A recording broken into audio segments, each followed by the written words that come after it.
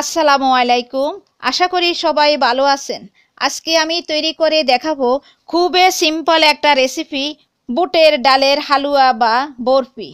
এই হালুয়াটা কম বেশি সবাই তৈরি করতে জানে, তবে যারা এই হালুয়া বা বরফি তৈরি করতে জানেন না তাদের জন্যই আমার আজকের এই আয়োজন। আশা করি তাদের এই ভিডিওটা কিছুটা হলেও কাজে আসবে। চলুন শুরু করি। আমি এইখানে আধা কেজি পরিমাণ বুটের ডাল নিয়েছি, আর এই ডালটাকে আমি পরিষ্কার করে ধুয়ে সারা রাত ভিজিয়ে রেখেছিলাম। তবে হাতে খুব বেশি সময় না থাকলে আপনারা 7 থেকে 8 ঘন্টা ভিজিয়ে রাখলেও পারবেন, তবে সারা রাত ভিজিয়ে রাখলে বেশি ভালো হয়। এখন একটি প্যানে 1.5 লিটার দুধের মধ্যে এই ডালগুলি দিয়ে সিদ্ধ করব। এখানে একটা টিপস দিই, ডালটা তাড়াতাড়ি সিদ্ধ করতে চাইলে একটু লবণ দিতে পারেন, এতে ডালটা তাড়াতাড়ি সিদ্ধ হয়। আমি লবণটা এখানে অফ ক্যামেরায় দিয়ে দিয়েছিলাম। খেয়াল রাখতে হবে চুলার আঁচটা একদম মিডিয়াম থেকে লোতে রাখতে হবে, তা না হলে দুধটা উতলে উঠে পড়ে যেতে পারে। এটাকে ঢাকনা দিয়ে সিদ্ধ করব, আর চুলার আঁচটা লোতে থাকার ফলে দুধটা উতলে এসে পড়বে না। ঢাকনা উঠিয়ে ফাঁকে ফাঁকে নেড়ে ছেড়ে দিতে হবে। দুধটা একদম টেনে গেছে আর ডালটা সিদ্ধও হয়ে গেছে। আমি এখন চুলাটা অফ করে দিব। চুলায় আর রাখবো না, কেননা তলায় যে দুধটা দেখতে পাচ্ছেন ডালটা ঠান্ডা হলে দুধটা বসে গিয়ে ডালের গায়ে গায়ে মাখা মাখা হয়ে যাবে। তো দেখে নিশ্চয়ই বুঝতে পাচ্ছেন দুধটা ডালের গায়ে গায়ে বসে গেছে। এখন আমি ডালটা ফাটায় বেটে নিব।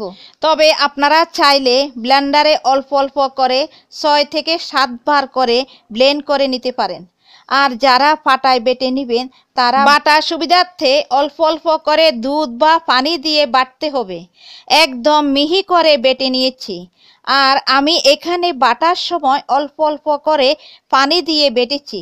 এখন হালুয়া তৈরির পালা। তার জন্য প্যানে প্রথমে দিচ্ছি আধা কাপ তেল, আর সে সাথে 1.5 চামচ পরিমাণ ঘি।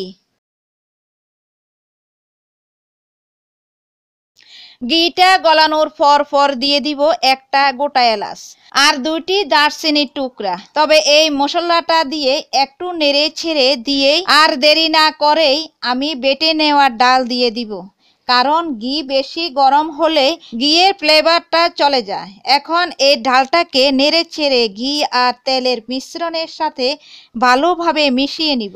এখানে চুলার আঁচটা মিডিয়াম থেকে একদম লোতে থাকবে। আচ্ছা, আমি এখানে তেলের সাথে ঘি মিক্স করে হালুয়াটা তৈরি করেছি। তবে আপনারা চাইলে এই রান্নাটা তেলের সাথে মিক্স না করে সরাসরি ঘি দিয়ে রান্না করতে পারেন।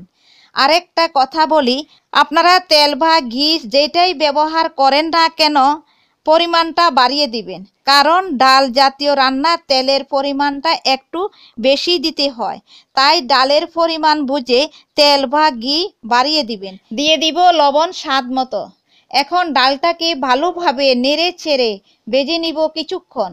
এটা অনবরত নাড়তে থাকতে হবে, এতে তেল আর ঘিয়ের মিশ্রণটা ডালের সাথে ভালোভাবে মিশে যাবে।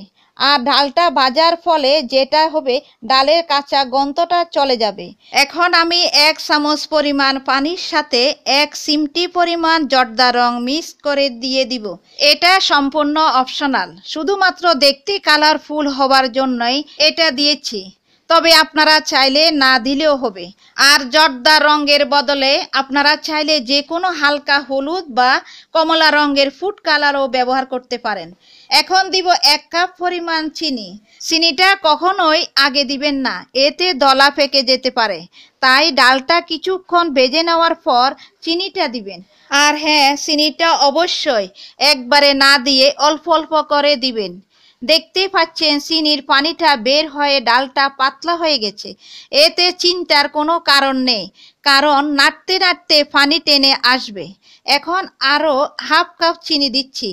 মিষ্টিটা সম্পূর্ণ আপনাদের স্বাদ অনুযায়ী কমিয়ে বাড়িয়ে দিবেন। আমার এখানে মোট 1.5 কাপ পরিমাণ চিনি লেগেছে।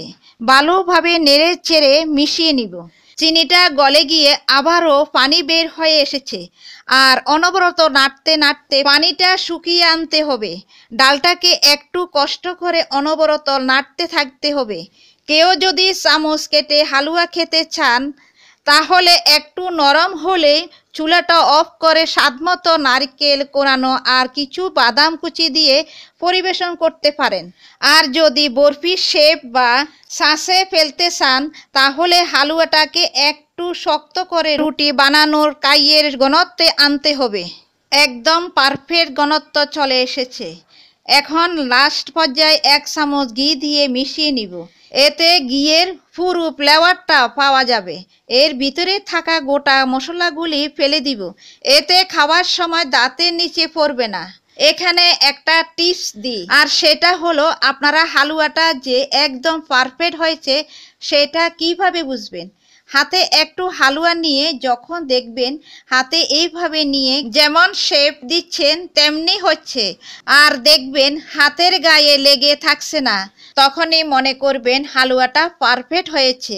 এখন গরম গরম অবস্থায় একটা ট্রেতে কিছু অংশ শেপ মতো কাটার জন্য নিব।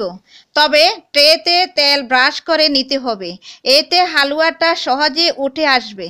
এরকম যে কোনো হাতা বা সুবিধা মতো যে কোনো কিছু দিয়ে দিয়ে এইভাবে শেপ করে নিতে হবে।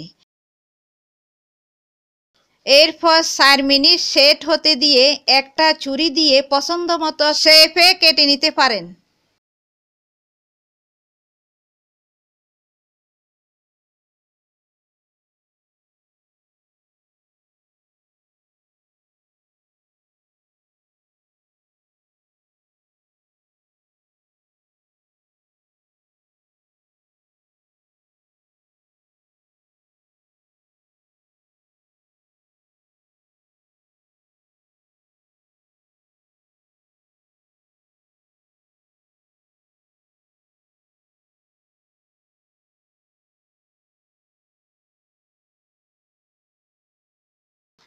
এরপর উপর থেকে কিছু কাঠবাদাম আর চীনাবাদাম কুচি ছড়িয়ে দিব। এই ফাটটা না করলেও হবে, দেখতে যেন সুন্দর লাগে তার জন্যই বাদাম কুচি দেওয়া। বাদামটাকে এইভাবে চেপে চেপে সেট করে নিব। এইভাবে কাটা ছাড়াও আপনারা চাইলে শাঁসে ফেলেও সুন্দর ডিজাইন দিতে পারেন। এই শাঁসগুলি আপনারা যারা ঢাকায় থাকেন তারা নিউ মার্কেটে এইগুলি সহজেই পেয়ে যাবেন। তবে শাঁসে ফেলার আগে শাঁসের গায়ে আর হাতে তেল বা ঘি মেখে নেবেন, এতে সহজে শাঁস থেকে বের হয়ে আসবে। এইভাবে আরও কিছু শাঁসে ফেলে বানিয়ে নিব। আর শাঁসে ফেলে খুব ভালোভাবে চাপ দিবেন, এতে শাঁসের ডিজাইনটা আরও নিখুঁতভাবে ফুটে উঠবে।